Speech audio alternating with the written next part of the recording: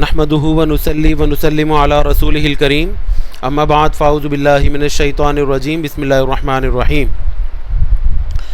سلسلہ سیرت رسول عربی صلی اللہ علیہ وسلم کے حوالے سے یہ ہماری ویڈیو نمبر 16 ہے، اور پچھلی ویڈیو میں ہم نے آپ کو ہجرت کے چوتھے سال تک کے واقعات بتا دیے تھے، اور اس ویڈیو میں آپ کو ہجرت کے 5ویں سال کے آپ کو واقعات بتائیں گے۔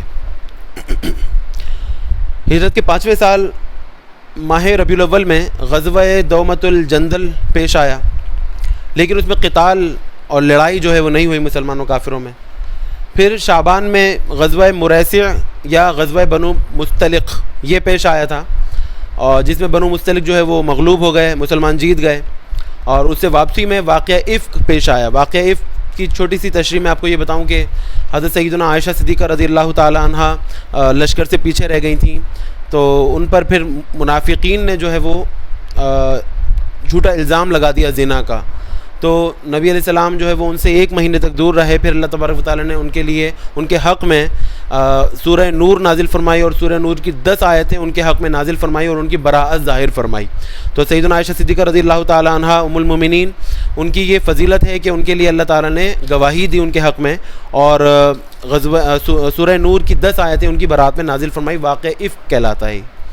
تو یہ سن 5 ہجری میں پیش آیا، اور اس کے بعد ماہ ذی قعد میں، جو مہینہ ابھی چل رہا ہے ماہ ذی قعد، تو اسی میں غزوہ احزاب جو ہے وہ پیش آیا۔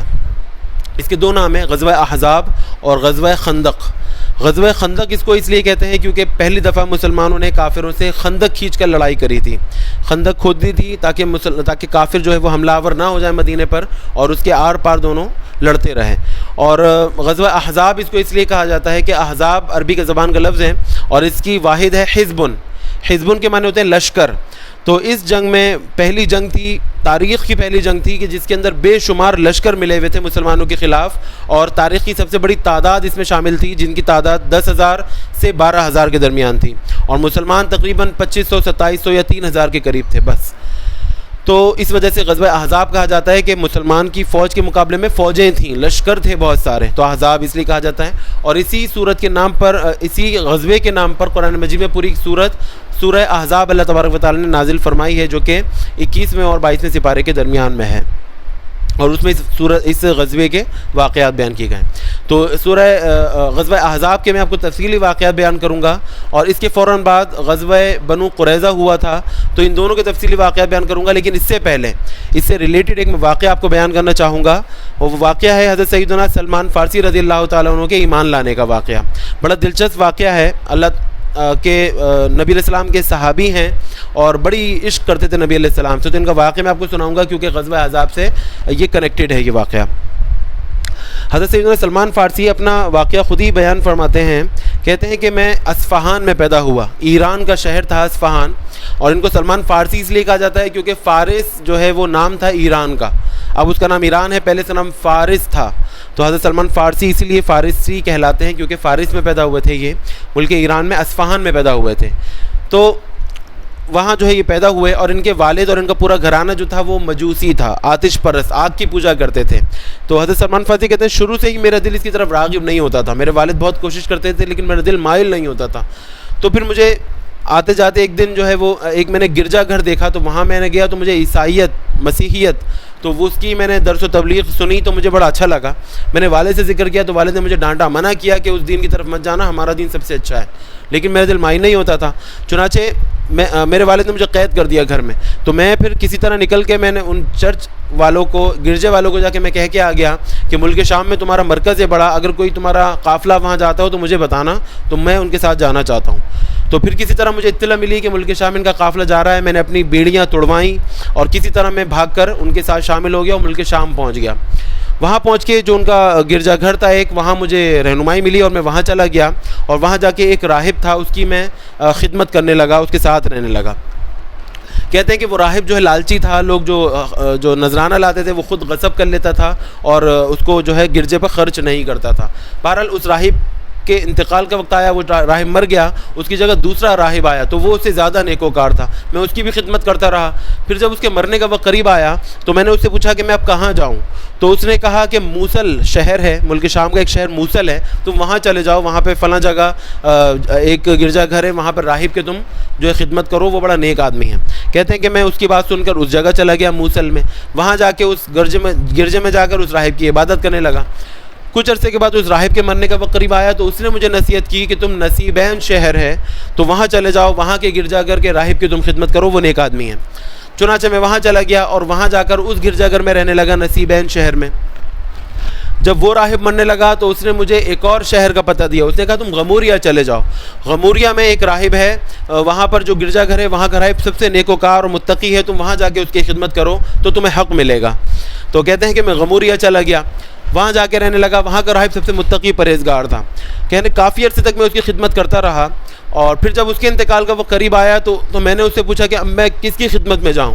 اس نے کہا کہ میرے علم کے مطابق اب کوئی بھی یہاں پر ایسا موجود نہیں ہے کہ جو نیکوکار ہو اور تم اس کی خدمت میں جا سکو, تو تم میری نصیحت سن لو کہ نبی آخر الزمان صلی اللہ علیہ وسلم کی آمد کا وقت قریب ہے, ان کی آمد ہونے والی ہے اور وہ شہر عرب میں ہوگی, اور نشانیاں ان کے جو شہر ہوگا اس کی نشانیاں یہ ہیں کہ وہاں کھجور کے بڑے باغات ہیں, تو تم وہاں چلے جاؤ, یثرب چلے جاؤ, تو وہاں ان کی آمد ہوگی ضرور, تو تم ان کی غلامی اختیار کر لینا.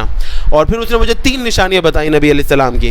اس نے کہا 3 نشانیاں جب تم ان میں پاؤ تو تم سمجھ جانا کہ وہ آخری نبی ہیں اور تم ان پر ایمان لے آنا. تو پہلی نشانی ان کی یہ ہے کہ وہ صدقہ قبول نہیں کرتے, دوسری نشانی ان کی یہ ہے کہ وہ ہدیہ یعنی تحفہ قبول کر لیتے ہیں, اور تیسری نشانی ان کی یہ ہے کہ دونوں ان کے کندھوں کے بیچ میں ایک چھوٹا سا گوشت کا ٹکڑا ابھرا ہوا ہوگا, وہ مہر نبوت ہے. تو جس میں یہ تینوں نشانیاں تم پاؤ تو تم سمجھ جانا کہ وہ آخری نبی ہیں یثرب میں, اور تم ان کی غلامی اختیار کر لینا. کہتے ہیں کہ میں اس طرف سفر کرنے کے لیے جو ہے اسباب تلاش کرنے لگا. ایک مجھے بنو عامر کا ایک قافلہ وہاں آیا ہوا تھا ملک شام, تو وہاں ان سے میں نے کہا کہ میں جو ہے یثرب جانا چاہتا ہوں, تو انہوں نے مجھے اپنے ساتھ رکھا اور مجھے جو ہے انہوں نے بلکہ قیدی بنا لیا, غلام بنا لیا اپنا, اور مجھ سے خدمت لینے لگے. تو لیکن کہتے ہیں کہ انہوں نے مجھ پر احسان یہ کیا کہ مجھے لے جا کر بیچا مدینے میں, یثرب میں لا کے بیچ دیا بنو قریظہ کے ایک یہودی کے ہاتھ. تو کہتے ہیں میں اگرچہ غلام بن کے پریشان تھا لیکن خوش اس بات پر تھا کہ میں منزل پر پہنچ گیا ہوں, اور میں وہاں رہ کے نبی علیہ السلام کا انتظار کرنے لگا. کچھ عرصے کے بعد نبی علیہ السلام کی آمد کی خبریں جب ہوئیں, مسلمان اوس و خزرج مسلمان ہو گئے اور میں اس یہودی کا غلام تھا, تو نبی علیہ السلام کی آمد کی اطلاع ہوئی. نبی علیہ السلام جب قبا میں آ کے ٹھہرے تو میں کسی طریقے سے اپنے مالک سے جو ہے وہ بھاگ کر قبا میں پہنچ گیا, اور میرے پاس کچھ کھجوریں تھیں, تو وہ اور میری نیت یہ تھی کہ یہ صدقہ ہے, صدقے کی نیت سے میں لے کے گیا تھا. تو نبی علیہ السلام مسجد میں بیٹھے ہوئے تھے, میں ان کی خدمت میں لے کے حاضر ہوا, تو میرے کچھ کہنے سے پہلے نبی علیہ السلام نے فرمایا کہ ہم انبیاء صدقہ قبول نہیں کرتے. نبی علیہ السلام نے کہا میرے صحابہ کو دے دو, اور ان سے کہا تم کھا لو. کہتے ہیں کہ ایک نشانی پوری ہو گئی تھی, میرا دل جو ہے وہ مچل رہا تھا, لیکن 2 نشانیاں بھی باقی تھیں. چنانچہ میں واپس آ گیا, پھر میرے مالک نے مجھے زد و کوب کیا, مارا پیٹا اور مجھ پہ سختیاں کر دیں. اس کے بعد نبی علیہ السلام مکہ مدینہ تشریف لے آئے, اور پھر مجھے کس طرح جب موقع ملا تو پھر میں رسیاں توڑا کے بھاگا, اور پھر میں جو ہے کچھ ہدیے کے طور پہ کچھ کھجوریں لے کے گیا. میرے دل میں نیت یہ تھی کہ یہ تحفہ ہے, ہدیہ ہے. جب میں پہنچا مسجد نبوی میں تو نبی علیہ السلام بیٹھے ہوئے تھے, اور میں نے پیش کی تو نبی علیہ السلام نے فرمایا کہ ہم انبیاء ہدیہ قبول کرتے ہیں. چنانچہ نبی علیہ السلام نے لیا اور کھانا شروع کر دیا. تو میں بڑا خوش ہوا, لیکن ابھی ایک تیسری نشانی باقی تھی. پھر واپس آیا, پھر میرے مالک نے مجھ پہ اور زیادہ سختیاں کر دیں, اب وہ مجھے باہر نکلنے نہیں دیتا تھا. کہتے ہیں کچھ عرصے کے بعد, غالباً سن 2 یا 3 ہجری کا واقعہ ہے یہ, تو کچھ عرصے کے بعد نبی علیہ السلام جو ہے وہ ہمارے باغات کے قریب سے گزرے, ہمارے باغات کے قریب آئے. میں اپنے باغ میں کام کر رہا تھا, اپنے مالک کا کھجوریں کاٹ رہا تھا, توڑ رہا تھا, تو دیکھا کہ نبی علیہ السلام موجود ہیں. تو میں نبی علیہ السلام کو دیکھ کے اچک کر دیکھنے لگا کہ کاش کسی طرح وہ تیسری نشانی جو ہے وہ مجھے نظر آ جائے. تو میرا دل جو ہے وہ بہتاب ہوا جا رہا تھا, اور نبی علیہ السلام کی غلامی میں آنے کے لیے تڑپ رہا تھا. میں بس تیسری نشانی کا انتظار تھا. تو خدا کا کرنا یہ ہوا کہ نبی علیہ السلام اسی باغ میں تشریف لے آئے, اور نبی علیہ السلام کے اوپری حصے پر ایک چادر لپٹی ہوئی تھی. تو میں دعا کر رہا تھا کاش کسی طرح ہوا چلے اور نبی علیہ السلام کی چادر ہٹ جائے اور میں ان کا وہ تیسری نشانی ہے وہ دیکھ لوں. تو لیکن میرے اس دعا کے قبول ہونے سے پہلے نبی علیہ السلام جو ہے وہ میرے دل کے حال کو سمجھ گئے، اور نبی علیہ السلام نے اپنی چادر اتار کے میری طرف پھینکی اور کہا کہ دیکھ لے، جس کی طرف تجھے اس راہب نے جو ہے نصیحت کی تھی اور تجھے کہا تھا وہ تیسری نشانی دیکھ. اور نبی علیہ السلام نے اپنے مہر نبوت کی طرف اشارہ کیا. کہتے ہیں میں نے دیکھا اور زار و قطار رونا شروع کر دیا. نبی علیہ السلام سے لپٹ گیا اور حضور کے مہر نبوت کو میں نے چومنا شروع کر دیا اور نبی علیہ السلام پر ایمان لے آیا. اس کے بعد نبی علیہ السلام سے میں نے اپنی پریشانی کا ذکر کیا، سارا واقعہ سنایا، تو نبی علیہ السلام نے مجھے تسلی دی. اور اس کے کچھ عرصے کے بعد نبی علیہ السلام نے جو ہے کہا مجھے کہ اپنے اس یہودی آقا سے تم اپنا بدل کتابت طے کر لو، یعنی کہ آزادی کا معاوضہ طے کر لو کہ جو وہ مانگتا ہے. تو اس نے مخصوص جو ہے وہ کھجوریں اور جو ہے کچھ سونا اس نے جو ہے وہ میری آزادی کے بدلے میں مقرر کیا. اور پھر نبی علیہ السلام نے میری مدد فرمائی اور وہ سونا اور اتنی کھجوریں میرے حوالے کی اور یوں مجھے آزادی ملی. تو یہ واقعہ تھا سیدنا سلمان فارسی رضی اللہ عنہ کے ایمان لانے کا، ان کی ابتدا سے لے کے اس وقت تک. اور پھر بہت لمبی انہوں نے طویل عمر پائی، اور سیدنا عمر فاروق رضی اللہ عنہ کے زمانے میں سن 33 ہجری میں ان کا انتقال ہوا. بڑے عاشق رسول تھے. آپ اندازہ کریں نبی علیہ السلام کی محبت میں کہاں سے کہاں انہوں نے سفر کیا حق کی تلاش میں، اور حق ان کو کہاں پر آ کر موصول ہوا. بہرحال غزوہ احزاب کا میں آپ کو تذکرہ کروں. غزوہ احزاب کا معاملہ یہ تھا کہ آپ کو میں نے بتایا تھا کہ سن 4 ہجری میں نبی علیہ السلام نے بنو نذیر کو نکال دیا تھا مدینہ سے. وجہ اس کی یہ تھی کہ انہوں نے نبی علیہ السلام کی جان لینے کی کوشش کی تھی. تو وہ لوگ جب نکلے تو ان کے دل بغض سے بھرے ہوئے تھے، نبی علیہ السلام سے سخت نفرت ان کے دل میں تھی. تو وہ جب نکلے ان میں سے کچھ خیبر چلے گئے، کچھ جو ہے مکہ آ کر آباد ہو گئے، کچھ اپنے رشتہ داروں کے بنی غطفان چلے گئے. ان سب لوگوں نے وہاں جا کر مسلمانوں کے خلاف جو ہے وہ سازشیں شروع کر دی اور مسلمانوں کے خلاف جو ہے لوگوں کو میں مہم چلانا شروع کر دی. لوگوں کو ابھارا، اکسایا، مکے والوں کو ابھارا، ابو سفیان کو، ان سب لوگوں کو ابھارا. وہاں سے جو ہے بنو غطفان، بنو عامر، ان سب قبیلوں میں ان لوگوں نے جا کر مسلمانوں کے خلاف مہم چلانا شروع کی اور ان سب لوگوں کو ملا لیا اپنے ساتھ کہ مسلمانوں پر حملہ کرو، مدینے کو مسلمانوں سے پاک کراؤ، اور اس کے بعد جو ہے وہ جو بھی ہوگا ہم سب مل بانٹ کے کھائیں گے. چنانچہ ان لوگوں کے اس سازش کے نتیجے میں ایک بہت بڑی فوج تیار ہوئی جس کی تعداد تقریباً 10,000 سے 12,000 کے درمیان تھی. مکمل مسلح طور پر لشکر تھا یہ، اور انہوں نے مدینے کی طرف سفر کرنا شروع کیا اور ان کا ارادہ یہ تھا کہ مدینے پر حملہ کریں گے اور مسلمانوں کو بالکل نیست و نابود کر دیں گے. لیکن نبی علیہ السلام کو اللہ تعالیٰ غیب کی خبر دے دیا کرتا تھا. نبی علیہ السلام کو پہلے اطلاع مل گئی کہ کافر یہ ارادے کر رہے ہیں. تو نبی علیہ السلام نے پھر اپنے صحابہ کی مشاورت کی میٹنگ بلائی اور مشورہ شروع کیا کہ کیا کیا جائے، مدینے میں رہ کر لڑا جائے یا مدینے سے باہر نکل کے لڑا جائے. تو اس موقع پہ مختلف مشورے آئے. سیدنا سلمان فارسی کھڑے ہوئے اور کہا کہ یا رسول اللہ صلی اللہ علیہ وسلم، ہمارے فارس میں ایسا ہوتا تھا کہ جب دشمن ہم سے زیادہ طاقتور ہوتا تھا تو ہم اس کو اپنے پر چڑھائی نہیں کرنے دیتے تھے. طریقہ یہ ہوتا تھا کہ ہم اس کے اور اپنے راستے میں ایک خندق کھود دیا کرتے تھے، کھینچ دیا کرتے تھے، تو جس کی وجہ سے وہ ہم پر یک بارگی حملہ نہیں کر سکتا تھا. تو نتیجے کے طور پہ دور رہ کے لڑائی ہوتی تو اس سے نقصان ہمارا کم ہوتا تھا اور اکثر فائدہ ہمارا ہو جاتا تھا. تو نبی علیہ السلام کو بڑی پسند آئی یہ تجویز اور نبی علیہ السلام نے حکم دیا کہ خندق کا حساب کتاب لگاؤ اور کل سے خندق کھودنے کی تیاری کرو. چنانچہ مکہ اور مدینہ کے راستے میں جو راستہ تھا، 3 طرف سے مدینہ محفوظ تھا. ایک طرف جو ہے وہ کھجور کے باغات تھے، ایک طرف پہاڑ تھے، تیسری طرف بالکل جو ہے وہ آنے کا راستہ نہیں تھا. تو ایک طرف جو تھا، جو راستہ تھا جہاں سے آیا جایا کرتے تھے، اس جگہ پر خندق کھودنی تھی. بہرحال نبی علیہ السلام تقریباً 1000 اپنے صحابہ کرام کو، جانثاران کو لے کر وہاں پہنچ گئے اور پیمائش کر کے، اندازہ کر کے ہر 10 صحابہ کرام کے ذمہ 40 گز جو ہے خندق کھودنے کی ڈیوٹی لگا دی نبی علیہ السلام نے. اور آسان نہیں تھا خندق کھودنا. 40 گز جو ہے وہ چوڑی کھودنی تھی اور 40 گز گہری کھودنی تھی. بڑا ایک مشکل کام تھا. بہرحال نبی علیہ السلام خود بھی اس میں لگ گئے اور تمام صحابہ کرام، تقریباً 1000 کے قریب صحابہ کرام اس میں لگ گئے.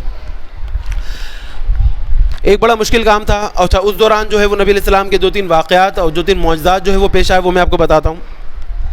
حضرت سیدنا عمر بن عوف، حضرت حذیفہ بن یمان انصاری، حضرت سلمان فارسی اور 6 انصاری، یہ 10 لوگ جو ہے وہ ایک جگہ خندق کھود رہے تھے. کہتے ہیں کہ ہمارے حصے میں جو 40 گز زمین آئی تھی اس میں ایک بڑی سخت چٹان آ گئی. اتنی سخت چٹان تھی کہ ہم سب نے مل کے کوشش کر لی لیکن وہ چٹان ٹوٹنے کا نام نہیں لے رہی تھی. بالآخر مجبور ہو کے نبی علیہ السلام کے پاس ہم لوگ حاضر ہوئے اور کہا کہ یا رسول اللہ، اتنی سخت چٹان آئی ہے کہ وہ ہم سے نہیں ٹوٹ رہی ہے، ہماری کدالیں جو ہیں وہ کند ہو گئی ہیں اور وہ چٹان نہیں ٹوٹ رہی ہے، تو مدد فرمائیے. تو نبی علیہ السلام نے اپنی کدال اٹھائی اور نبی علیہ السلام کے ساتھ تشریف لے گئے. روایت میں آتا ہے کہ نبی علیہ السلام نے صرف 3 ضربیں لگائیں، صرف 3 چوٹیں ماری اس پر، اور پہلی چوٹ مارتے ہی اس میں اس چٹان کا 1/3 حصہ ٹوٹ گیا، یعنی ایک مکمل چٹان تھی، اس کا 1/3 حصہ، تہائی حصہ اس کا ٹوٹ کے گر گیا۔ نبی علیہ السلام نے فرمایا اللہ اکبر، اوتیت مفاتیح الشام، کہ مجھے ملک شام کی چابیاں دے دی گئیں۔ پھر نبی علیہ السلام نے دوسری ضرب ماری تو اس سے جو بچی ہوئی چٹان تھی اس کا آدھا حصہ ٹوٹ گیا، یعنی 1/3۔ اور پھر نبی علیہ السلام نے فرمایا اللہ اکبر، اوتیت مفاتیح الفارس، مجھے ملک فارس کی چابیاں دے دی گئیں۔ اور اس کے بعد نبی علیہ السلام نے صرف تیسری چوٹ ماری اور باقی ماندہ چٹان بھی ٹوٹ گئی، ریزہ ہو گئی، اور نبی علیہ السلام نے فرمایا اللہ اکبر، اوتیت مفاتیح الیمن، مجھے ملک یمن کی چابیاں دے دی گئی۔ تو یہ معجزہ تھا نبی علیہ السلام کا، جو 10 صحابہ کرام سے مل کر بھی نہیں ٹوٹا تھا۔ نبی علیہ السلام نے صرف 3 چوٹوں میں اکیلے اس چٹان کو توڑ دیا۔ یہ ضرب نبوی تھی، اس کے پیچھے اللہ تبارک و تعالیٰ کی قدرت تھی۔ اور دوسرا معجزہ یہ پیش آیا، نبی علیہ السلام نے 3 دفعہ مارتے ہوئے مختلف ملکوں کے نام لیے اور کہا کہ مجھے اس کی چابیاں دے دی گئیں۔ اور پھر تاریخ گواہ ہے کہ سیدنا عمر فاروق رضی اللہ عنہ کے زمانے میں یہ تینوں ملک جو ہے وہ فتح ہو گئے تھے اور مسلمانوں کو اس کی چابیاں مل گئی تھیں، مسلمان ان ممالک کے فاتح بن گئے تھے۔ ایک تو یہ معجزہ پیش آیا۔ دوسرا معجزہ یہ پیش آیا کہ حضرت سیدنا جابر رضی اللہ عنہ کی واقعہ بیان کرتے ہیں، مسلم شریف کی حدیث ہے، کہتے ہیں کہ ہم لوگ جو ہے وہ اپنے خندق کھودنے کا کام چل رہا تھا، تو اس وقت شدید جو ہے وہ بھوک سے برا حال تھا، کھانے پینے کو کچھ تھا نہیں، سخت محنت کا ہم لوگ کام کر رہے تھے، تو کیا کیا جائے؟ اور جو ہے کافر جو ہے وہ سر پر سوار تھے، آنے والے تھے، تو ہمیں خندق جو ہے وہ کھود کے تیار کرنی تھی، اور قحط سالی کا زمانہ تھا، تو صحابہ کرام جو ہے وہ تھک گئے، بھوک سے بری حالت تھی۔ اسی اثنا میں جو ہے وہ کچھ صحابہ کرام مشورہ کر کے نبی علیہ السلام کے پاس حاضر ہوئے اور کہا کہ یا رسول اللہ صلی اللہ علیہ وسلم، ہم جو ہے وہ بھوک سے ہماری بری حالت ہے، کام سے ہم پیچھے نہیں ہٹ رہے، لیکن بھوک سے بری حالت ہے تو اب کام نہیں ہو رہا۔ پھر انہوں نے اپنے پیٹ کھول کر دکھائے، قمیص ہٹائی تو ان کی پیٹ پہ بھوک کی وجہ سے پتھر بندھے ہوئے تھے، تو نبی علیہ السلام سے دیکھا نہیں گیا۔ نبی علیہ السلام نے کہا انشاءاللہ اللہ تعالیٰ کوئی مدد فرمائے گا۔ یہ کہہ کہ نبی علیہ السلام نے اپنی قمیص اٹھائی تو وہاں 2 پتھر بندھے ہوئے تھے، یعنی ایسا نہیں تھا کہ نبی علیہ السلام جو ہے وہ خود بھرے پیٹ بیٹھے ہوئے تھے، نبی علیہ السلام ان سے زیادہ بھوکے تھے۔ حضرت جابر رضی اللہ عنہ کہتے ہیں کہ میں نے جب یہ دیکھا تو مجھ سے رہا نہیں گیا، نبی علیہ السلام کی یہ حال، میری آنکھوں میں آنسو جاری ہو گئے، اور وہاں پر سب سے قریب جو ہے میرا گھر تھا، مدینے کے باہر یہ لوگ کھود رہے تھے چٹان خندق، اور مدینے کے بالکل آخر میں کہہ رہے ہیں میرا گھر تھا۔ میں بھاگتا ہوا اپنے گھر پہ گیا اور اپنی بیوی سے کہا کہ میں نے آج نبی علیہ السلام کی ایسی حالت دیکھی ہے کہ مجھ سے نہیں دیکھا جا رہا، تو کچھ کھانے کو ہے تمہارے پاس؟ انہوں نے کہا کھانے کو کچھ زیادہ تو نہیں ہے، کچھ کلو ہمارے پاس جو پڑی ہوئی ہے، تو اس کو تم پیس دو تو میں روٹی بنا لیتی ہوں، ایک بکری کا بچہ ہے اس کو ذبح کر دو تو میں سالن بنا لیتی ہوں، لیکن یہ اتنا زیادہ کھانا نہیں ہے کہ سب لوگوں کے لیے کافی ہوگا، آپ نبی علیہ السلام کو بلا لیں اور ساتھ میں 8-10 صحابہ کرام کو بلا لیں جو خاص ہیں، تو ان کی ہم ضیافت کر دیتے ہیں۔ کہتے ہیں ٹھیک ہے، انہوں نے کہتے ہیں میں نے جو پیس کر ان کے حوالے کیے، کہا کہ آپ روٹی بناؤ، اور بکری ذبح کر کے ان کے حوالے کہا آپ سالن بناؤ۔ کہتے ہیں میں بھاگتا ہوا نبی علیہ السلام کے پاس آیا اور ان کے کان میں کہا کہ یا رسول اللہ صلی اللہ علیہ وسلم، میرے گھر پہ جو ہے وہ کچھ تھوڑا سا کھانا ہے تو آپ تشریف لے چلیے، کچھ اپنے خاص صحابہ کرام کو لے لیں 8-10 اور آپ تشریف لے چلیے۔ نبی علیہ السلام نے یہ سنا اور نبی علیہ السلام نے بلند آواز سے تمام صحابہ کرام کو مخاطب کر کے کہا کہ اے مسلمانوں، اے میرے صحابہ، مبارک ہو، جابر نے جو ہے ضیافت تیار کی ہے، کھانا دعوت ہمیں دی ہے، تو سب جو ہے وہ کام چھوڑو اور جابر کے گھر چلو۔ حضرت جابر کہتے ہیں کہ میں گھبرا گیا کہ اتنے زیادہ لوگ ہیں اور نبی علیہ السلام نے تو سب کو بول دیا، تو کہتے ہیں کہ میں اس سے پہلے کہ کچھ کہتا نبی علیہ السلام میرے دل کی حالت سمجھ گئے۔ نبی علیہ السلام نے فرمایا اے جابر، اپنے گھر جاؤ اور بیوی سے کہو کہ جو آٹا گندا ہوا ہو تو روٹی بنانا شروع نہ کریں، اور جو سالن کی جو دیگچی جو تیار ہو رہی ہو تو اس کو چولہے سے نہ اتارے، میں آتا ہوں۔ کہتے ہیں مجھے کچھ تسلی ہوئی، اپنے گھر میں پہنچا، میں نے اپنی بیوی کو بتایا تو وہ بھی پریشان ہو گئی کہ اتنے سارے لوگ ہیں، لیکن نبی علیہ السلام کو جب فرمان سنا ہے تو ان کو بھی کچھ تسلی ہوئی۔ کہتے ہیں یہ سارے لوگ جو ہے وہ میرے گھر کے پاس پہنچ گئے، چونکہ بہت زیادہ لوگ تھے تو گھر میں بٹھانے کی جگہ تو تھی نہیں، تو سب نے سامنے میدان میں درختوں کے نیچے ڈیرے ڈال لیے۔ نبی علیہ السلام جو ہے کچھ صحابہ کرام کے ساتھ سیدنا ابوبکر صدیق رضی اللہ عنہ اور کچھ صحابہ کے ساتھ گھر میں تشریف لائے، اور گھر میں آ کر نبی علیہ السلام نے باورچی خانے میں اس دیگچی کے اندر اپنا لعاب دہن ڈالا اور برکت کی دعا کی، اور جو آٹا گندا ہوا تھا اس کے اندر نبی علیہ السلام نے اپنا لعاب دہن ڈالا اور برکت کی دعا کی، اور کہا میری بیوی سے کہ خادمہ کو بلا لو اور روٹی پکاتی جاؤ، باہر بھیجتی جاؤ، اور سالن جو ہے پکتا رہنے دو، اس کو چولہے سے نہیں اتارنا، نکالتی جاؤ اور دیتی جاؤ۔ حضرت جابر رضی اللہ عنہ کہتے ہیں کہ ہم نے جو ہے وہ ضیافت کرنا شروع کی، لوگوں کو دینا شروع کیا۔ کہتے ہیں کہ خدا گواہ ہے، سب کے سب جو تھے، جو خندق کھودنے والے تھے، وہ سب کھا کر سب کے پیٹ بھر گئے، لیکن وہ دیگچی اسی طرح اس میں سالن ابلتا رہا، اور وہ آٹا جو تھا وہ اسی طرح اس میں محفوظ رہا، اس میں ذرہ برابر بھی کم نہیں ہوا۔ کسی صحابی نے ان سے پوچھا کہ جابر اس دن کتنے لوگ تھے؟ کہتے ہیں 950 سے 1000 کے قریب لوگ تھے۔ تو یہ نبی علیہ السلام کا معجزہ تھا، اور ایسے معجزے اور مزید نبی علیہ السلام کی سیرت میں موجود ہیں کہ حضور نے بارہا بے شمار دفعہ کم کھانے کو زیادہ کر دیا تھا، تو یہ ان معجزوں میں سے ایک معجزہ ایک یہ بھی تھا۔ بہرحال یہ واقعہ پیش آیا اور نبی علیہ السلام کا ایک شاندار معجزہ یہاں پر رونما ہوا۔ بہرحال پی سی صاحب واپس آئے، انہوں نے آ کر خندق جو ہے وہ پوری کھودی اور اس کے بعد واپس اپنے گھروں میں آئے اور تیار ہو کر دوبارہ جنگ کے لیے خندق کے اس طرف پہنچ گئے۔ اچھا، وہاں سے کافروں کا لشکر آ رہا تھا، تو کافروں کا لشکر جب پہنچا بڑے تیزی سے آ رہے تھے اور ان کا ارادہ یہ تھا مدینے پر حلہ بولیں گے اور مسلمانوں کا جو ہے وہ تباہ برباد کر دیں گے، لیکن جب قریب پہنچے تو عجبی ماجرا دیکھا، ایک لمبی چوڑی خندق کھدی ہوئی ہے، جانے کا کوئی راستہ نہیں ہے۔ پریشان ہو گئے کہ مسلمانوں نے کیا چالاکی کی، اور بالآخر ابو سفیان کو حکم دینا پڑا کہ خندق کے اس طرف خیمے لگاؤ اور جو ہے وہ جنگ کی تیاری کرو۔ چنانچہ ان کافروں نے خندق کے اس طرف اپنے خیمے لگائے اور اگلے دن سے جنگ شروع ہو گئی۔ چونکہ خندق تھی، ایک دوسرے پر براہ راست حملہ نہیں ہو سکتا تھا، چنانچہ تیروں سے، نیزوں سے اور جو ہے پتھروں سے حملہ ہوتا رہا، تو بہت زیادہ اس کے اندر قتال نہیں ہوا اس جنگ میں، اور عرصے تک جو ہے یہ جنگ تقریباً 1 مہینہ 25 دن سے 1 مہینے تک محاصرہ رہا اور کافر جو ہے وہ مسلمان دور رہ کر جنگ لڑتے رہے۔ اچھا، اس دوران ایک واقعہ یہ بھی پیش آیا کہ اکرمہ بن ابو جہل جو تھا اس وقت تک مسلمان نہیں ہوئے تھے، کافر تھے، تو وہ جو ہے ایک پہلوان کے ساتھ جس کا نام تھا عمر بن عبد ود، بڑا مشہور پہلوان تھا، مکے کا کافر تھا، تو اس کے ساتھ لے کے ایک جگہ سے کم جگہ رہ گئی تھی، خندق کی جگہ کم تھی، تو ان لوگوں نے اپنے تیز رفتار گھوڑے دوڑائے اور کراس کر کے اس طرف آ گئے، اور یہاں پہنچ کے جو عرب کا دستور تھا کہ جنگ میں کوئی آ کر اگر اپنا مبارز طلب کرتا تھا، کہتا تھا مقابلے میں آ جاؤ کوئی اگر ہمت ہے تو 1 بائی 1 مقابلہ ہوتا تھا، تو یہاں آ کے عمر بن عبد جو پہلوان تھا اس نے اپنے پہلوانی کے نشے میں کہا کہ حل میں مبارزن، کیا کوئی ہے مرد کا بچہ جو مجھ سے مقابلہ کرے؟ تو اچھا، جب کوئی مبارز طلب کرتا تھا تو پھر اس پر کوئی حملہ نہیں کر سکتا تھا، کسی ایک کو ہی مقابلے کے آنا پڑتا تھا، تو مسلمان یہاں سوچو بچار میں تھے، اسی اسنا میں آواز ایک گونجی اور کہا کہ ہاں میں ہوں۔ لوگوں نے دیکھا تو سیدنا علی المرتضیٰ رضی اللہ عنہ تھے، آگے بڑھے اور کہا کہ آپ مجھ سے مقابلہ کر لو، تو عمر بن عبد ود نے ان پر کوئی احسانات تھے حضرت ابو طالب کے پہلے کے، تو اس نے کہا کہ میں تمہیں جان بخشی کرتا ہوں، جانا ہے اپنی جان بچانا ہے تو چلے جاؤ، کسی اور کو بھیج دو۔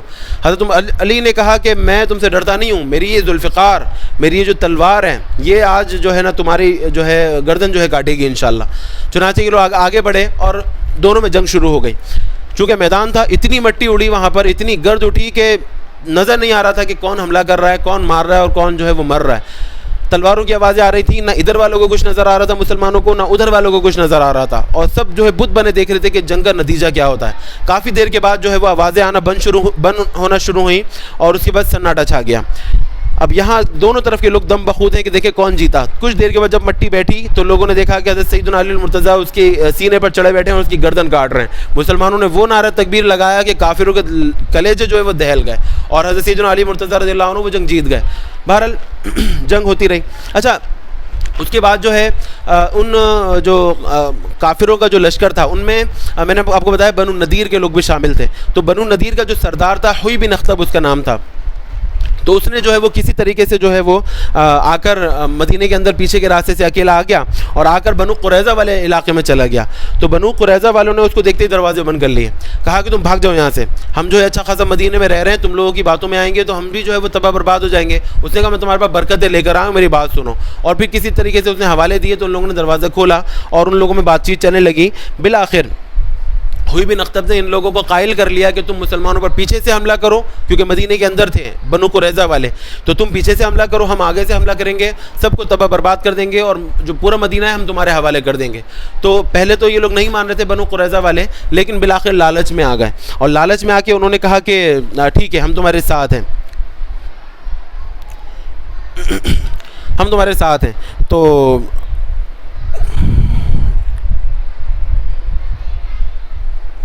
اس کے بعد جو ہے یہ واپس چلا گیا، ان لوگوں نے یہاں تیاریاں شروع کر دی۔ اچھا، نبی علیہ السلام کو کسی طریقے سے اطلاع مل گئی کہ بنو قریظہ جو ہے وہ جنگ پر مائل ہیں اور معاہدہ توڑنا چاہتے ہیں، چنانچہ نبی علیہ السلام نے سیدنا اوس، قبیلہ اوس کے سردار حضرت سیدنا سعد بن معاذ رضی اللہ عنہ، قبیلہ خزرج کے سردار حضرت سعد بن عبادہ رضی اللہ تعالیٰ عنہ اور کچھ مسلمانوں کو، صحابہ کرام کو ساتھ بھیجا، 8-10 لوگوں کو، کہا کہ بنو قریظہ جاؤ اور وہاں جا کے معلوم کرو کہ یہ جو خبر ملی ہے یہ صحیح ہے یا نہیں ہے، یہ جو بنو قریظہ والے ہیں یہ کافروں کے ساتھ تو نہیں مل گئے، اگر واقعی ایسا ہے یہ کافروں کے ساتھ مل گئے تو مجھے چپکے سے آگے مجھے اس کی اطلاع دینا، کان میں بتانا، اور اگر یہ لوگ نہیں ملے ہیں کافروں کے ساتھ اور اپنے معاہدے پر قائم ہیں تو علل اعلان تم آ کے بتا دینا۔ چنانچہ یہ لوگ گئے تو وہاں جا کے معاملہ ہی الگ دیکھا، تو وہاں تو تلواریں نکل رہی ہیں، چمگائی جا رہی ہیں، اسلحہ جو ہے وہ پہنا جا رہا ہے اور جنگ کی تیاری ہو رہی ہے۔ بنو اوس والوں کے بڑے اچھے تعلقات تھے بنو قریظہ والوں سے. حضرت سعد بن معاذ نے ان کو بہت سمجھانے کی کوشش کی ان کے سردار کو, لیکن وہ نہیں مانا, اور اس نے کہا کہ بس معاہدہ وعدہ کچھ نہیں ہے اور بس ہم جنگ کے لیے تیاری کر رہے ہیں, تم لوگ خیر مناؤ. جب انہوں نے دیکھا کہ یہ لوگ نہیں مان رہے کسی طرح سے, تو یہ لوگ واپس آئے اور نبی علیہ السلام کو اشاروں کی ناوے میں اطلاع دی کہ یا رسول اللہ اطلاع صحیح ہے, اور وہ جو کفار ہیں اور وہ جو ہے جو بنو قریظہ والے ہیں تو وہ حملے کی واقعی تیاری کر رہے ہیں. تو اچھا کچھ دنوں کے بعد پھر سارے مسلمانوں میں یہ خبر پھیل گئی, شیطان نے پھیلا دی, تو سب مسلمانوں کی جو ہے وہ بڑی سخت حالت تھی. اللہ تعالیٰ نے ان کو آزمایا وہاں پر. جو منافقین تھے وہ مختلف قسم کے بہانے کر کر کے بھاگنے لگے. سورہ احزاب میں اللہ تعالیٰ نے اس آیت میں اس کا ذکر فرمایا کہ منافقین مختلف بہانے کرنے لگے کہ ہمارے گھر کھلے پڑے ہیں, ہمیں جانے کی اجازت دیجیے. تو بہرحال منافق جو ہے ایک ایک کر کے بھاگنے لگے. عبداللہ بن ابی ان میں پیش تھا, منافقین کا سردار. یہ سب بھاگ گئے. صرف وہ مسلمان رہ گئے جو سچے پکے مسلمان تھے, تقریباً 2700 کے قریب, 300 منافق بھاگ گئے تھے. جب اللہ تعالیٰ نے مسلمانوں کو خوب آزما لیا, دیکھ لیا کہ کون حق پر قائم ہے, کون نبی علیہ السلام کا بالکل ساتھ نہیں چھوڑا. ایک اندازہ کریں آپ کہ بڑا ایک سخت ماحول تھا. آگے سے وہ لوگ حملہ کر رہے ہیں, پیچھے سے یہ لوگ حملہ کر دیں گے. ان کے بچے عورتیں مدینے کے اندر ہیں, محصور ہیں. اگر یہ حملہ کر دیں گے کیا ہوگا؟ مسلمان ان کا مقابلہ کریں گے یا پیچھے سے جا کے لوگوں کو بچائیں گے؟ تو ایک بڑا سخت ماحول تھا. اور سورہ احزاب کے دوسرے رکوع میں اللہ تعالیٰ نے اس کو واضح فرمایا کہ وَإِذْ زَاغَتِ الْأَبْصَارُ وَبَلَغَتِ الْقُلُوبُ الْحَنَاجِرَ وَتَظُنُّونَ بِاللَّهِ الظُّنُونَ. فرمایا کہ وہ وقت کہ جب آنکھیں پتھرا گئیں, کلیجے اچھل کے حلق میں آ گئے, اور اللہ تعالیٰ نے مسلمانوں کو خوب آزمایا اس وقت. تو یہ وہ وقت تھا جو اللہ تعالیٰ نے قرآن مجید میں بیان فرمایا. بہرحال جب اللہ تعالیٰ آزما چکا اچھی طرح, پھر اللہ تعالیٰ کی مدد آئی اور پھر مسلمانوں کی اللہ تعالیٰ نے مدد فرمائی. ہوا یہ کہ کفار کے ساتھ ایک جو ہے کافر تھا, جو کہ اللہ تعالیٰ نے جس کو اس وقت اسی حالت جنگ میں میدان میں جو اللہ تعالیٰ نے اس کو اسلام کی جو ہے وہ نعمت سے جو ہے سرفراز فرمایا. ان کا نام تھا نعیم. بنو غطفان کے جو ہے یہ رہنے والے تھے, اور نعیم بن مسعود ان کا نام تھا. تو ان کو اللہ تعالیٰ نے جو ہے وہ مسلمان جو ہے وہ کر دیا, مسلمان ہو گئے. مسلمان ہونے کے بعد کسی طریقے سے نبی علیہ السلام کے پاس حاضر اور کہا کہ یا رسول اللہ میں مسلمان ہو گیا ہوں اور میں چاہتا ہوں کہ آپ کی کسی طرح مدد کروں, تو آپ مجھے حکم دیں کہ میں اس جنگ کو رکوانے کے لیے کیا کر سکتا ہوں. تو نبی علیہ السلام نے فرمایا آپ اکیلے تو کچھ نہیں کر سکتے, لیکن اگر کسی طرح کفار اور بنو قریظہ ان کا تعلق اگر کسی طرح ختم کرا دیں تو یہ ایک اچھا کام ہوگا. تو اتفاق سے جو نعیم تھے, نعیم بن مسعود جو تھے یہ صحابی, ان کے بڑے اچھے تعلقات تھے بنو قریظہ کے سردار سے, بڑے اچھے تعلقات تھے. اور یوں ہی جو ابو سفیان مکہ کے جو سردار تھے ان سے بڑے اچھے تعلقات تھے. تو ابو نعیم نے ایک چال چلی, اور آپ کو پتہ ہے جنگ میں چالیں چلنا تو جائز ہے. چنانچہ انہوں نے چال چلی. وہ سب سے پہلے آئے بنو قریظہ کے سردار کے پاس, اور آگے سلام دعا ہوئی. انہوں نے کہا کیسے ہو بھائی, ٹھیک ٹھاک ہو؟ ہاں بھائی. انہوں نے کہا میں تمہیں پتہ ہے میں تمہارا کتنا اچھا دوست ہوں اور مسلمانوں کا کتنا سخت دشمن ہوں, تو میں تمہارے پاس تمہارے بھلے کے لیے آیا ہوں. تو جو سردار تھا اس نے کہا اچھا ہاں بتاؤ کیا ہو گیا. کعب نام تھا, غالباً بنو قریظہ کے سردار کا نام کعب تھا. تو اس نے کہا کیا ہوا, کیا معاملہ ہے؟ اس نے کہا کہ ابو سفیان وغیرہ جو مکہ کے سردار ہیں یہ تم سے دھوکہ بازی کا ارادہ کر رہے ہیں. ان کی مسلمانوں سے جو ہے گٹھ جوڑ ہو گئی ہے, مسلمانوں سے انہوں نے اتحاد کر لیا ہے, اور مسلمانوں اور جنگ چھوڑ کے جانے والے ہیں یہ لوگ, لیکن جاتے جاتے تمہارا جو ہے وہ پتہ صاف کرنا چاہتے ہیں, تم لوگوں کو پھنسا کے جانا چاہ رہے ہیں. کہ اچھا پھر؟ تو کہہ رہے ہیں کہ اگر یہ تم سے کہیں کہ تم جنگ کرو, حملہ کر دو پیچھے سے مسلمانوں پہ, تو تم حملہ نہیں کرنا, بلکہ تم ان سے مطالبہ کرنا کہ تم اپنے کچھ سردار, کفار کے کچھ سردار مکہ کے, وہ ہمارے حوالے کر دیں, بنو قریظہ میں بھیج دیں, اور بنو قریظہ والوں کے ساتھ مل کے جنگ کریں, اور جب جیت جائیں گے تو سردار واپس عزت و احترام سے واپس چلے جائیں گے. اور اس مطالبے میں کوئی پریشانی بھی نہیں ہے, ظاہر دوست ہیں آپ دونوں. تو جو کعب تھا اس نے کہا ہاں یہ تو بڑا اچھا مشورہ ہے, اگر وہ ہمارے ساتھ ہیں تو سردار دینے میں وہ کوئی اعتراض نہیں کریں گے یقیناً. کہا کہ اگر وہ سردار نہیں دے تو آپ سمجھ جانا کہ وہ تمہیں دھوکہ دے رہے ہیں اور تمہیں دھوکہ دے کر جانا چاہ رہے ہیں. تم حملہ کرو گے, یہ لوگ چلے جائیں گے, مسلمان تمہیں چھوڑیں گے نہیں. اس نے کہا تم نے تو بڑی ہماری خیر خواہی کی, تم نے تو بڑا اچھا مشورہ دیا. کہنے ٹھیک ہے میں ایسے ہی کروں گا. اچھا حضرت نعیم جو ہے یہاں سے فارغ ہو کے پہنچے کفار کے لشکر میں, وہاں جا کے ابو سفیان سے ملے اور کہا کہ میں بنو قریظہ سے آ رہا ہوں, اور بنو قریظہ والوں نے جو ہے مسلمانوں سے اتحاد کر لیا ہے, تم سے تعلق توڑ دیا ہے, مسلمانوں سے اتحاد کر لیا. تو محمد صلی اللہ علیہ وسلم نے ان سے جو ہے وہ ایک ضمانت طلب کی ہے, تو کل جب اگر تم انہیں حملے کا مشورہ دو گے نا تو وہ حملہ نہیں کریں گے. وہ تم سے کہیں گے کہ اپنے کچھ سردار ہمارے حوالے کرو تو ساتھ مل کے لڑیں, تو تم ان کے حوالے مت کرنا. اگر تم ان کے حوالے کرو گے اپنے سردار تو یہ مسلمانوں کے حوالے کر دیں گے بنو قریظہ والے, اور مسلمان ان کو قتل کر دیں گے. تو ابو سفیان نے کہا اچھا ہاں ٹھیک ہے صحیح ہے, ایسے ہی کریں گے, اگر انہوں نے سردار مانگے تو ہم نہیں دیں گے. یہ بات چیت ہو گئی. اچھا اتفاق سے 25 دن گزر چکے تھے محاصرے کو, کھانا پینا کم ہو رہا تھا ان لوگوں کے پاس. تو ان سب کے مشورے سے ابو سفیان نے کہا بس اب کل جو ہے وہ جنگ کا دن ہے, کل جنگ کرو اور مسلمانوں کا کام تمام کر کے گھر واپس چلو, 1 مہینے سے ہم لوگ باہر ہیں. چنانچہ انہوں نے قاصد بھیجا بنو قریظہ والوں کے پاس اور کہا کہ بھئی کل جو ہے جنگ کا دن ہے, تو کل جو ہے تم پیچھے سے حملہ کر دو مسلمانوں پر, ہم آگے سے حملہ کریں گے, کام تمام کرو ان کا. قاصد جب یہاں پہنچے, ابو سفیان کا پیغام سنایا, تو اس کعب نے کہا کہ نہیں, ہم ایسے حملہ نہیں کریں گے, تم لوگ تو باہر ہو, خندق کے اس طرف ہو, اگر تم ہار بھی جاتے ہو تو واپس اپنے مکہ شہر چلے جاؤ گے, ہمارا کیا ہوگا, ہم تو مدینے کے اندر ہیں, مسلمان اگر جیت جاتے ہیں وہ تو ہمیں تباہ کر دیں گے, تو اور تم ہمارا ساتھ دو نہ دو. تو ہماری ایک شرط ہے, وہ شرط یہ ہے کہ کل جب جنگ کریں گے ہم تو اس سے پہلے آپ اپنے سردار, کچھ 10-12 سردار ہمارے پاس بھیج دیں, تو ہم ان کو عزت و احترام سے رکھیں گے, ہمارے ساتھ مل کے یہاں پہ مقابلہ کریں گے, اور جب مسلمان مر جائیں, ہم لوگ جیت جائیں گے, تو وہ سردار کو ہم آپ کو واپس کر دیں گے, اور اگر ایسا نہیں ہے تو پھر ہم جو ہماری طرف سے معذرت ہے. قاصد گیا واپس ابو سفیان کے پاس اور جا کے کہا کہ وہ لوگ تو انکار کر رہے ہیں, کہہ رہے ہیں کہ اپنے کچھ سردار ہمارے حوالے کرو.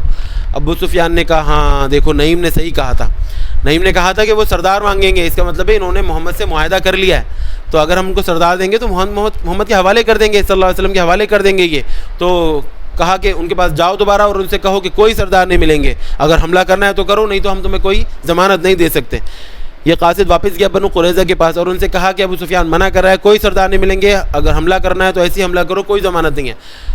بنو قریظہ کے سردار نے کہا کہ ہاں دیکھو, نعیم نے جو ہے ہمیں بالکل صحیح مشورہ دیا تھا, اور نعیم نے ہمیں بتایا تھا کہ ابو سفیان جو ہے وہ تمہیں چھوڑ کے بھاگنا چاہتا ہے, تو دیکھو اسے سردار ہمارے حوالے نہیں کیے. اس نے کہا کوئی معاہدہ نہیں ہے, ہم تمہارا ساتھ نہیں دیں گے, ہم تمہارا ساتھ توڑتے ہیں, ہمارا جو ہے تمہارا معاہدہ ٹوٹتا ہے, ہم مسلمان پہ کوئی حملہ نہیں کریں گے, بھاگ جاؤ ایسے. چنانچہ قاصد کو بھگا دیا. یوں آپ اندازہ کریں کہ ایک مسلمان کے ذریعے اللہ تعالیٰ نے کیسی مدد فرمائی. ایک شخص, ایک کافر کو اس وقت مسلمان کیا, اور اس مسلمان کے ذریعے دونوں جو قبیلوں کا جو اتحاد تھا وہ اللہ تعالیٰ نے پارا پارا کر دیا, توڑ دیا. مسلمانوں کو ایک طرف سے آزادی ملی, گویا کہ اب اندر سے کوئی مسئلہ نہیں ہے. چنانچہ اب صرف باہر کا مسئلہ رہ گیا. اچھا اسی رات اللہ تبارک و تعالیٰ نے فرشتوں کی مدد بھیجی. معاملہ اس کا یہ تھا کہ سب سو رہے تھے, یہاں مسلمان یہاں کافر. تو جو رات کے جو محافظ تھے, جو جاگ کے پہرا دیتے تھے, انہوں نے دیکھا کہ آندھی آئی, فرشتے اترے, اور فرشتے ایسا طوفان لے کے اترے جو کہ عرب کی تاریخ میں بہت کم آتا تھا. بڑا زبردست طوفان تھا, اس کا نام تھا باد سرسر, سواد رے سرسر. تو یہ ایسا طوفان تھا کہ جو درخت تک جڑ سے اکھاڑ کے پھینک دیا کرتا تھا. تو وہ طوفان فرشتے لے کے اترے, اور اس طوفان کی برکت کرامت یہ تھی کہ خندق کھدی ہوئی ہے, اس طرف مسلمان اس طرف کافر, وہ طوفان آیا اور خندق کے اس طرف آیا. سارے کافروں پر وہ طوفان آیا, مسلمانوں پر اس کی ایک ہوا بھی نہیں چلی. سارے کافروں کی دیگچیاں پلٹ گئیں, ان کے خیمے اکھڑ گئے, سب کے سب گھبرا کر بھاگنے لگے, کسی کو کچھ نظر نہیں آ رہا تھا. تو جو محافظ تھے یہاں کے, وہ دیکھ رہے تھے آنکھیں پھاڑ کے کہ یہ کیا ہو رہا ہے, اور یہاں پر کچھ نہیں ہے, وہاں ان لوگوں کا جو نا خیمہ تتر بتر ہو گیا. وہ پورے جو ہے جو 10,000 کافر تھے وہ سب جو ہے وہ بھاگتے پھر رہے ہیں, اپنی جان بچا رہے ہیں. چنانچہ بدحواسی میں سارے بھاگ گئے. ابو سفیان کی بدحواسی کا عالم یہ تھا کہ بدحواسی میں نیند سے جاگا اور اپنے گھوڑے پہ بیٹھا اور دوڑانے لگا. پھر اس کو خیال آیا کہ میں نے اپنے گھوڑے کی جو لگام ہے وہ تو کھولی نہیں, گھوڑا بندھا ہوا ہے. پھر کھولا اور پھر نکل کے بھاگا. سارے کے سارے کافر جو ہے وہ بھاگ گئے. صبح جب نبی علیہ السلام اٹھے فجر میں, سب مسلمان اٹھے, دیکھا کہ کل تک جہاں جو عظیم الشان فوج سامنے کھڑی تھی خندق کے اس طرف, اب کچھ نہیں ہے. گھوڑے بھاگتے پھر رہے ہیں, دیگیں پلٹی ہوئی ہیں, خیمے جو ہے الٹے ہوئے ہیں, اور وہاں پہ سامان پڑا ہوا ہے, لوگ ایک بھی نہیں ہیں. تو نبی علیہ السلام نے پھر پوچھا, ان صحابہ کرام نے آ کے نبی علیہ السلام کو واقعہ بتایا. نبی علیہ السلام مسکرانے لگے, خوش ہوئے, اتنے خوش ہوئے نبی علیہ السلام کے دانت جو ہے وہ نظر آنے لگے. اور پھر نبی علیہ السلام نے 2 دفعہ وہ واقعہ سنا. پھر اس کے بعد ان سب لوگوں نے خندق برابر کی, اور اس کے بعد جو ہے وہ سارا جو مال غنیمت تھا وہ سب لوٹا اور واپس اپنے اپنے گھروں میں آ گئے. تو یوں اللہ تبارک و تعالیٰ نے تقریباً 1 مہینے کے بعد اس جنگ کا فیصلہ مسلمانوں کے حق میں فرمایا, اور بہت کم جو ہے وہ اس میں نقصان ہوا. اور لیکن درمیان میں اتنی سخت بھی جنگ ہوئی کہ ایک دن جو ہے وہ اتنی سخت جنگ ہوئی کہ بعض روایت کے مطابق ظہر اثر اور بعض کے مطابق ظہر اثر مغرب 3 نمازیں مسلمانوں کی قضا ہوئیں. اور اسی جنگ میں جو ہے وہ صلاۃ الخوف جو ہے وہ اللہ تعالیٰ نے نازل فرمائی, اس کا حکم نازل فرمایا.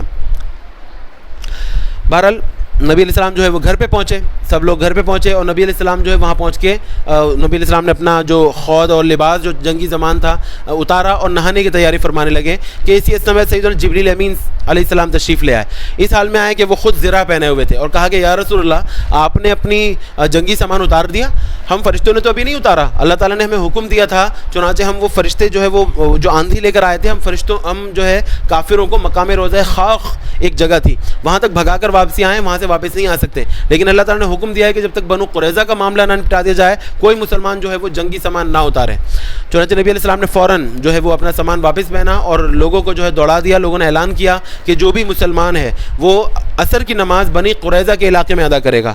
چنانچہ لوگوں نے جو ہے وہ اعلان سنا اور کچھ نے جو ہے عصر کی نماز پڑھ لی تھی, کچھ نے نہیں پڑھی تھی. سب لوگ جو ہے وہ وہاں پہنچے اور عصر کی نماز اکثر وہاں جمع ہو گئے. کچھ نے وہیں پڑھ لی تھی, کچھ نے بنو قریظہ میں پہنچ کے پڑھی اور پھر عصر کی نماز سے بنو قریظہ کے علاقے کا محاصرہ ہو گیا.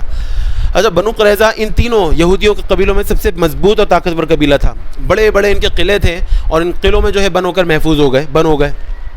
نبی علیہ السلام نے ان کو پکارا, للکار دی اور کہا کہ مقابلہ کرو, اگر ہمت ہے تو مقابلہ کرو ورنہ اپنے آپ کو ہمارے حوالے کر دو, ورنہ محاصرہ کریں گے, ایسا محاصرہ کریں گے تم بھوکو مر جاؤ گے. تو انہوں نے دروازے نہیں کھولے اور جو مغلظات اور گالیاں جو ہے اوپر سے دینے لگے.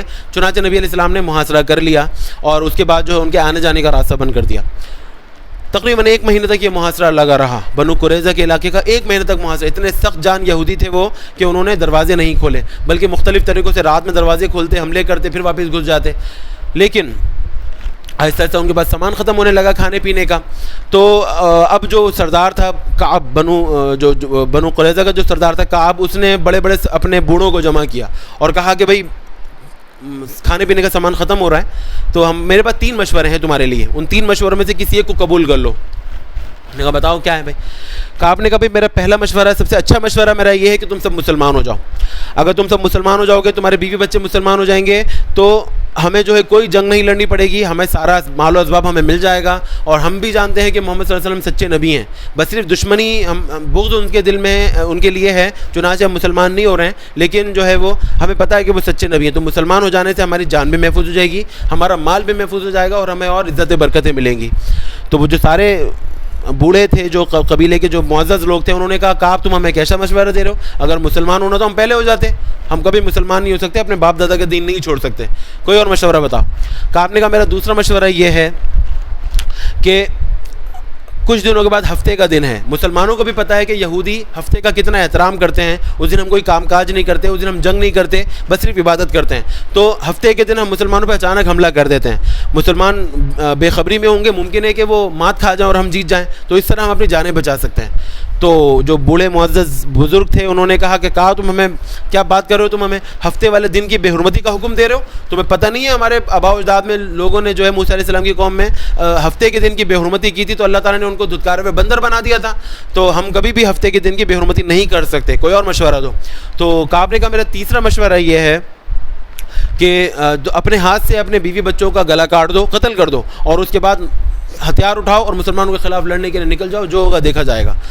ان بوڑھوں نے کہا کہ تم کیسی باتیں کر رہے ہو, بیوی بچوں کو ہم اپنے ہاتھ سے قتل کرتے ہیں, ایسا تو کوئی ظالم بھی نہیں کر سکتا, تم کیسے مشورہ, ایسا ہم نہیں کر سکتے. کعب نے کہا بس پھر میرے پاس اس کے علاوہ کوئی اور رائے نہیں ہے, انتظار کرو کہ تقدیر کیا فیصلہ کرتی ہے. چنانچہ وہ میٹنگ ان کی بیکار ہو گئی. چنانچہ جب 30 دن 1 مہینہ گزر گیا, بالآخر ان لوگوں نے ہتھیار ڈال دیے, کھانے پینے کا سامان ختم ہو گیا اور ان لوگوں نے دروازے کھول دیے اور مسلمان اندر داخل ہو گئے. اندر داخل ہوئے, ان کے بیوی بچوں اور بوڑھوں کو جو ہے قیدی بنا لیا, اور ان کے جو جوان مرد بالغ تھے ان سب کی مشقیں باندھی گئیں, ہاتھ پاؤں باندھ کے ان کو قید کر لیا گیا اور ان کے مال و اسباب پہ قبضہ کر لیا گیا. اتنا زبردست ان لوگوں نے اسلحہ جمع کر کے رکھا ہوا تھا, بے شمار سونا چاندی جانور اور جو غلہ ان کے پاس موجود تھا, اور اتنے زبردست ان کی جو ہے قلعے بنے ہوئے تھے کہ مسلمان اس واقعے کے بعد پورے مدینے میں مسلمانوں کی حکومت ہو گئی اور مسلمان جو ہے وہ امیر ہو گئے تھے. بہرحال اب ان کا معاملہ آیا, عدالت میں ان کا فیصلہ پیش ہوا کیا کیا جائے. تو بنو قریظہ والوں نے کہا کہ جس طرح بنو نذیر والوں کو آپ نے نکل جانے کی اجازت دی ہے کہ اونٹ پر سامان لاد کے ہمیں بھی اجازت دیں. تو بنو اوس والوں سے اچھے تعلقات تھے, بنو اوس والوں نے سفارش بھی کی کہ یا رسول اللہ ان کے ساتھ بھی اچھا سلوک کریں جس طرح بنو نذیر والوں کے ساتھ کیا. لیکن نبی علیہ السلام ایسا نہیں چاہتے تھے کیونکہ ان کا جرم زیادہ تھا. بنو نذیر والوں نے تو خالی نبی علیہ السلام کی جان لینے کی کوشش کی تھی, جبکہ بنو قریظہ والوں نے تو عین جنگ کی حالت میں غداری کی. وہ تو اللہ تعالیٰ نے مدد فرمائی, ورنہ تو مسلمان گھبرا گئے تھے. تو نبی علیہ السلام نے فرمایا ایک کام کرتے ہیں, بنو اوس کا جو سردار ہیں حضرت سعد بن معاذ, ان کو ہم حاکم بنا لیتے ہیں, جو وہ فیصلہ کریں گے وہ مجھے بھی قبول ہوگا, آپ کو بھی قبول ہوگا. بنو قریظہ والے خوش ہو گئے کیونکہ سعد سے بڑے اچھے تعلقات تھے ان کے. انہوں نے کہا بس صحیح ہے, حضرت سعد بن معاذ جو فیصلہ کریں گے وہ ہمیں قبول ہے. بنو اوس والوں نے بھی کہا اور بنو قریظہ والوں نے بھی کہا ہم سب راضی ہیں. نبی علیہ السلام نے کہا سعد کو بلاؤ. حضرت سعد کا معاملہ یہ تھا کہ غزوہ احزاب کے دوران, غزوہ خندق کے دوران ایک تیر چلا تھا جو ان کی جو ہے وہ کلائی کی رگ کو کاٹتا ہوا چلا گیا تھا, جو مین رگ جو دل کو جاتی ہے, رگ کھل, تو رگ اگحل کو کاٹتا ہوا چلا گیا تھا، جس کی وجہ سے شدید زخمی تھے اور ان کا علاج ہو رہا تھا. تو ان کو لایا گیا، چرپائی پہ ڈال کے ان کو لایا گیا اس جگہ پر. تو جب وہ پہنچے نبی علیہ السلام نے فرمایا قوموا الی سیدکم، اپنے سردار کی تعظیم میں کھڑے ہو جاؤ. چنانچہ سب لوگ کھڑے ہو گئے تعظیم میں، ان کو لا کے رکھا گیا. اور اس حدیث سے واقع بات پتہ چلتی ہے کہ بڑوں کی تعظیم میں کھڑا ہونا انبیاء کرام اور صحابہ کرام کی سنت ہے. نبی علیہ السلام جو ہے صحابہ کرام کو حکم دیا کھڑے ہونے کا. تو اسی لیے اپنے والدین اساتذہ جب آتے ہیں تو کھڑا ہونا یہ صحابہ کرام کی سنت ہے. بہرحال پہنچے، نبی علیہ السلام نے ان کو سارا معاملہ سنایا اور کہا کہ اللہ تعالیٰ نے فیصلہ آپ کے ہاتھ میں دیا ہے، جو آپ فیصلہ کریں گے وہ قبول ہوگا. سعد نے کہا اللہ اس کے رسول زیادہ حقدار ہیں مجھ سے زیادہ کہ وہ فیصلہ فرمائیں. نبی علیہ السلام نے فرمایا کہ نہیں، اللہ تعالیٰ نے تمہیں اختیار دیا ہے، جو تم فیصلہ کرو گے وہ قبول ہوگا. تو سعد نے کچھ دیر کے لیے سوچا اور پھر کہا کہ یا رسول اللہ، اگر فیصلہ میرے ہاتھ میں ہے تو میرا فیصلہ یہ ہے کہ ان کے بالغ مردوں کو قتل کر دیا جائے اور ان کے بیوی بچوں کو غلام بنا لیا جائے، ان کے مال و اسباب پر قبضہ کر لیا جائے، کیونکہ ان کا جرم زیادہ تھا اور بنو نذیر والوں سے زیادہ ان کا سخت جرم تھا. تو فیصلہ بس میرا تو یہی ہے. چنانچہ نبی علیہ السلام نے جیسے ہی سنا فرمایا کہ اے سعد، تم نے وہی فیصلہ فرمایا جو 7 آسمان کے اوپر اللہ تعالیٰ نے فیصلہ فرمایا. تو اب بنو اوس اور بنو قریظہ دونوں کے لیے کہنے کے لیے کچھ نہیں تھا، فیصلہ ہو چکا تھا. چنانچہ فیصلہ کیا گیا، ان کے سارے مردوں کو قتل کر دیا گیا، عورتوں بچوں کو غلام بنا لیا گیا اور ان کے مال و اسباب پہ قبضہ کر لیا گیا. یوں بنو قریظہ کا بھی کام تمام ہوا اور پورے مدینے پر مسلمانوں کی حکومت ہو گئی. تو یہ واقعہ تھا غزوہ احزاب اور غزوہ بنو قریظہ کا، جو میں نے تفصیل سے آپ کو بتایا. اور سورہ احزاب میں اللہ تعالیٰ نے اس کے بارے میں تفصیلی احکامات بیان فرمائے ہیں. بہرحال یہ تو تھا. اس کے علاوہ اسی سال ہجرت کے 5ویں سال نبی علیہ السلام نے حضرت زینب بنت جہش رضی اللہ تعالیٰ عنہ سے نکاح کیا، جن کا ذکر اللہ تعالیٰ نے سورہ احزاب میں بیان فرمایا ہے. تو ام المومنین تھی. تو یہ تھے اس ویڈیو کے اندر واقعات. بڑی لمبی ویڈیو ہو گئی اور انشاءاللہ آگے کے جو واقعات ہیں 6 ہجری کے اگلی ویڈیو میں بیان کریں گے. دعا میں یاد رکھیے گا. السلام علیکم ورحمۃ اللہ وبرکاتہ.